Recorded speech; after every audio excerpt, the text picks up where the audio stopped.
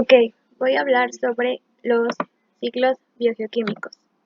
Para empezar, vamos a ver qué es un ciclo biogeoquímico. Un ciclo biogeoquímico es el movimiento de elementos como el nitrógeno, oxígeno, hidrógeno, calcio, potasio, carbono, entre otros, que, como dice acá, estos procesos se llaman ciclos biogeoquímicos porque los elementos que ya mencioné anteriormente y moléculas químicas esenciales para la vida, como nuevamente nitrógeno, fósforo, azufre, oxígeno, y moléculas como el agua, se mueven entre los seres vivos, el suelo, la corteza terrestre, la litosfera, que es el agua, los océanos, y la atmósfera, que es lo que está por encima de la litosfera. La litosfera es el suelo, la atmósfera es el aire que nos rodea la parte de arriba.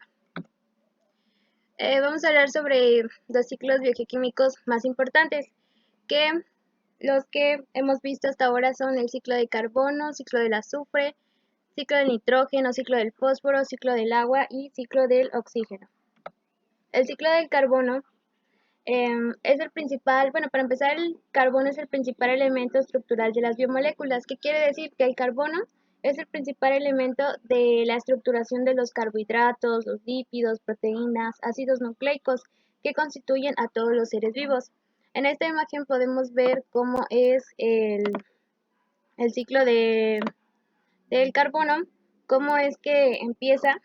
Ahorita voy a dar una breve explicación.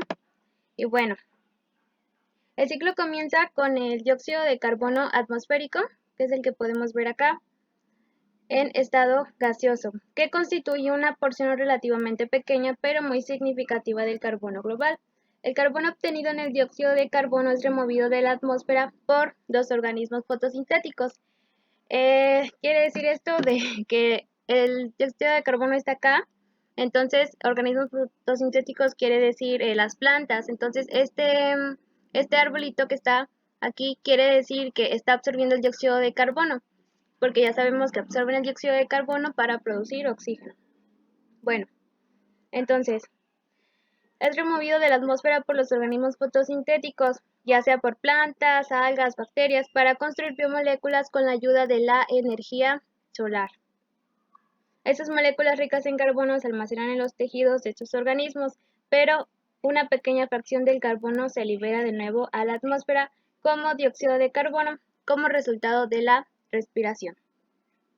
El carbono almacenado en los tejidos, si se dan cuenta, aquí está como que una vaquita que ya comió y todo eso, se transfiere entre las células tróficas en forma de alimento de las plantas, pasa a los animales consumidores cuando estos se alimentan. Sin embargo, la mayor parte pasa a través de tejidos muertos, ya sea por cadáveres, heces, pelos, pero pues aquí hay un ejemplo de que pues la vaquita está comiendo y los desechos se vuelven nuevamente carbono. El ciclo del azufre es para empezar, el azufre es un nutriente secundario que se requiere para la formación de las proteínas, por lo cual se vuelve esencial para los organismos. Se encuentra principalmente en la corteza terrestre y es emitido a la atmósfera de forma natural a través de erupciones volcánicas. El ciclo del comienza con la disolución del azufre de la corteza terrestre o del azufre atmosférico a través del agua o de los ríos.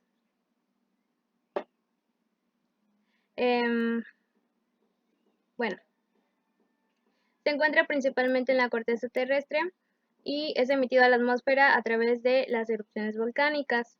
Al llegar al suelo es transformado por diversos grupos de bacterias que lo convierten de nuevo a formas gaseosas como el ácido sulfúrico o sulfuro de hidrógeno y dióxido de azufre. El ciclo del nitrógeno, bueno, es algo muy importante este ciclo también porque la atmósfera contiene alrededor del 78% del nitrógeno gaseoso y por lo tanto constituye la principal reserva de este importante elemento. El nitrógeno es un componente fundamental de biomoléculas como las proteínas, muchas vitaminas y los ácidos nucleicos, que son el ADN y el ARN, ácido desoxirribonucleico y ácido ribonucleico. Este primer paso de gas a compuestos solubles es realizado durante la fijación, de donde las plantas establecen una relación simbiótica con las bacterias fijadoras de nitrógeno. Luego entran en acción las bacterias nitrificantes que se dividen en dos grupos. Uno de ellos transforma en catión y el otro grupo transforma el anión en anión nitrato, que puede ser así asimilado por la planta. El ciclo del fósforo. em, el fósforo es el onceavo elemento más abundante en la corteza terrestre, constituyendo el 0.11% de su masa. Su principal fuente son los minerales denominados apatitas, como el fluorapatita y el hidroxipatita. En el cuerpo humano, el fósforo es el segundo mineral más abundante, después del calcio, y puede encontrarse en forma inorgánica.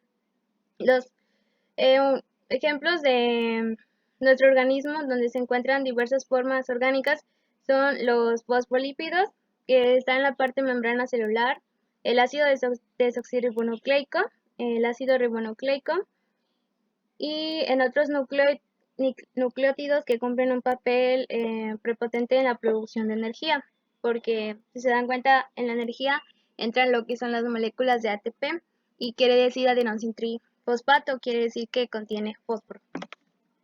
El ciclo del agua es muy importante porque, es otro ciclo que implica el flujo de la materia y energía entre los compartimentos. Predominan los cambios de estados, donde el agua se mueve por la energía que absorbe el medio para cambiar de estado de agregación. Así, el agua en la atmósfera se encuentra en forma de vapor, luego se condensa en las nubes para precipitarse en forma líquida e incluso sólida de forma nieve o granizo. En el ciclo del agua se puede ver en 4 pasos, se podría decir, que es la infiltración, precipitación, condensación, evaporación.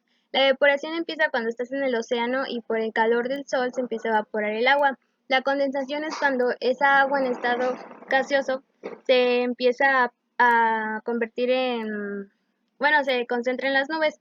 Y luego la precipitación es cuando esas gotas de lluvia se vuelven más grandes y pesadas, lo cual hace la precipitación, que son las lluvias, llega al suelo, se arrastra y pues posteriormente se infiltra y vuelve al mismo lugar. Y por último, el ciclo del oxígeno. El oxígeno es un elemento químico de gran abundancia en los seres vivos. Forma parte del agua y de todas las biomoléculas. Es importante ya que, como todos sabemos, nosotros lo respiramos y es un compuesto de suma importancia no solo para nosotros, sino para todos los seres vivos. Su presencia en la atmósfera se debe a la actividad fotosintética de organismos primitivos. ¿Qué quiere decir? Pues la función de las plantas al ingerir el dióxido de carbono y producir el oxígeno. El ciclo del oxígeno se encuentra estrechamente ligado a los del carbono y el nitrógeno, dado que tiene una gran afinidad para formar enlaces con estos elementos. En consecuencia, el oxígeno se mueve junto con el carbono y el nitrógeno a través de los procesos de fotosíntesis, respiración, nutrificación y desnitrificación. En la atmósfera, el oxígeno molecular puede transformarse en ozono por la acción catalítica de la radiación solar. Y bueno, aquí está una imagen sobre el ciclo del oxígeno, no es la gran cosa. Pues se dan cuenta, este arbolito produce oxígeno, luego el oxígeno pues está en la atmósfera. Nosotros, tanto como los animales y plantas, respiramos, nosotros más que nada respiramos oxígeno y expulsamos dióxido de carbono, y lo que hace esta planta es ingerir dióxido de carbono para producir nuevamente el oxígeno. Y bueno, por mi parte sería todo. Eh, Gracias por su atención. Y bueno, como conclusión, los ciclos bioquímicos son muy importantes porque es como esa forma de ver cómo está interconectada la naturaleza y cómo todos los elementos que nosotros nos conforman, los esenciales para nuestra vida, cómo es que nunca se van a acabar y siempre van a estar en un constante ciclo donde se van a seguir reutilizando, se van a seguir renovando. Y otro dato importante y bonito es que, eh, por ejemplo, para todos esos elementos como el fósforo, el hierro, que está en nuestra sangre y así, pues realmente se originó desde las estrellas y desde que explotaron y se formó la Tierra. Entonces es algo muy bonito y hay que, yo creo que tratar de cuidar el medio ambiente para que estos ciclos se sigan efectuando de una manera correcta.